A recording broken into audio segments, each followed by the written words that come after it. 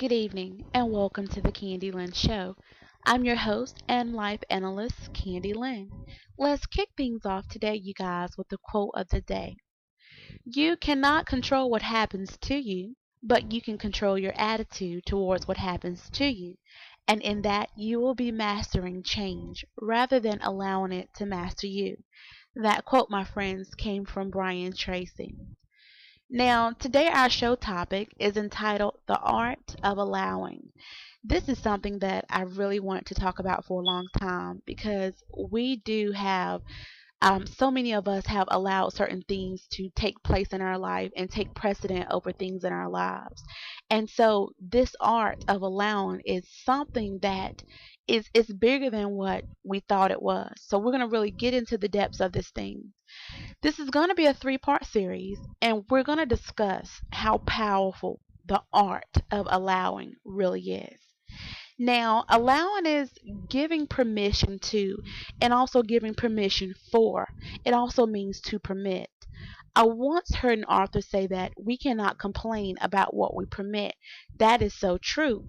If we allow our neighbor's dog to continue to destroy our flowers in our gardens, our beautiful garden that we spent so many hours planting, then we have no right to be upset. We have no authority to vent because even when this was taking place, we didn't utter a single solitary word. Who or what have you allowed to dominate your life and your way of being? Now, I believe that fear is personified as one of our biggest adversaries.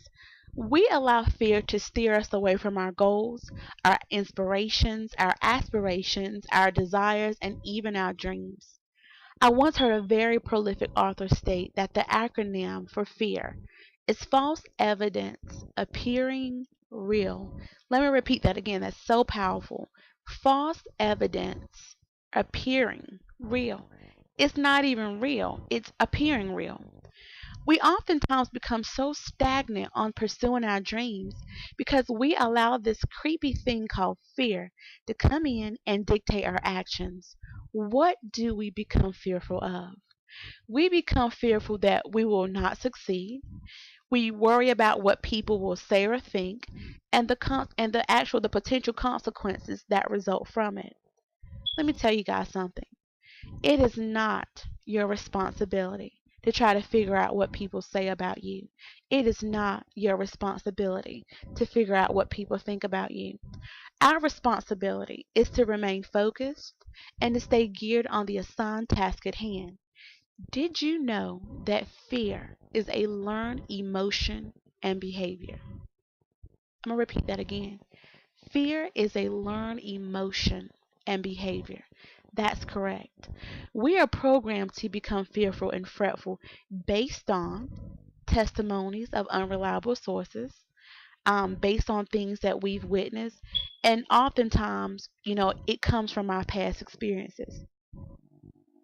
Now, we are taught to be fearful and we're taught to doubt. We are not born with an inclination of fear. We are born with the spirit of love, we are born with power, and we are indeed born with a sound mind. We possess a nature of invincibility, perseverance, and strength. So then why do we freeze up when it's time to take it to the next level? I want to ask you, what are your dreams? What are your goals? What are your aspirations?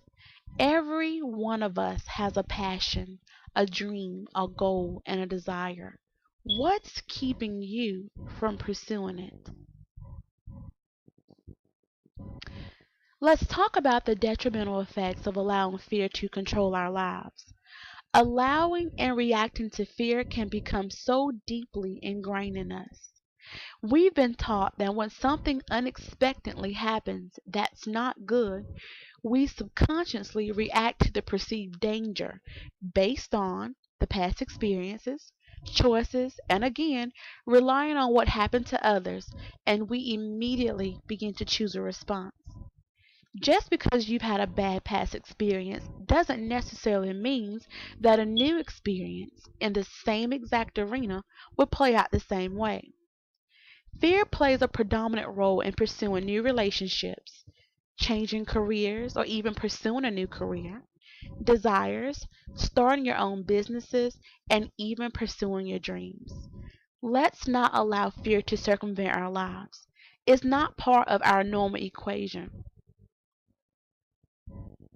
Next, fear causes procrastination. Victor Kiam states that procrastination is opportunity's natural assassin. What's keeping you from furthering your education, your business plans, careers, aspirations, goals, and other opportunities that present themselves? The more we prolong what it is that we want to do, we will eventually lose the drive and the desire. It will then become obsolete and just a normal thing, a thing of the past. You're talented, you're gifted, and you are creative. Also, allowing fear in our lives could potentially bring about isolation and reservation. Begin to surround yourself with people who believe in what you're doing and what you're trying to accomplish. No one can survive on their own and by themselves. Please refrain from the mentality that you can do it on your own, because in reality you can't. Every great invention, innovation, dream, business plan has to have or had a supporting cast, whether it's your family, your friends, associates, and even business partners. Robert Kelsey wrote a phenomenal article on Is Fear Holding You Back? And in this article, Kelsey listed 7 steps to overcome the fear of failure. And I want to briefly go over these 7 steps with you.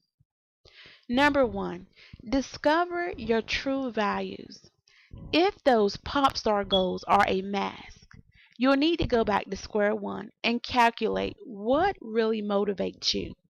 This requires you to establish the values and principles that underline your existence. It's these things that should drive your goal setting, not your insecurities. Number 2, establish your goals. With your values written down, actually begin to sit down. Visualize yourself 10 years from now. Every detail should be so concise. It should be imagined. It should be so tuned into precision, such as the house, the type of car, the type of job, your type of partner. List your specifications. That's very important. Also importantly, focus on the details of your career. What will you do day to day? Where and with whom? Then also ensure it dovetails with your values. Otherwise, it will almost certainly fail. Step number 3, begin to work out the milestones. The 10-year horizon is long enough to make anything possible, including professional exams. Yet you have to ensure that the path that you're actually taking is going to be the path that you want and actually the right path. So we're going to break this thing down. You're going to eventually do it over a 10-year span, but you're going to break it down in goals. So you're going to visualize yourself in 5 years, and then what has to be in place to make sure that the 10-year goal is achievable and also attainable. Then also do the exact same thing for 2 years. You see how where we're going? We're breaking this thing down. Then you're also going to think about the needs for the 5 year, then the 1 year, then the 6 months, then 3 months, 1 month, and even 1 week. And what can you do tomorrow to make sure the 1 week goal is conquered and satisfied? Number 4, develop a strategy and tactics. Of course, goals fail without strong execution and also without proper execution, while quote unquote busyness, being busy, can lead us in the wrong direction.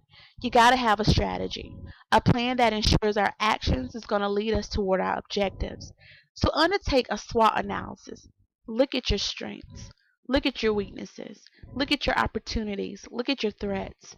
This should help a strategy emerge because we can execute tactics on our strengths while developing skills to overcome our weaknesses. Meanwhile, we can pursue the opportunities if goal focused and goal oriented and plan to navigate the threats. That's right, move those threats out of there. Number 5, we're going to begin to execute efficiently.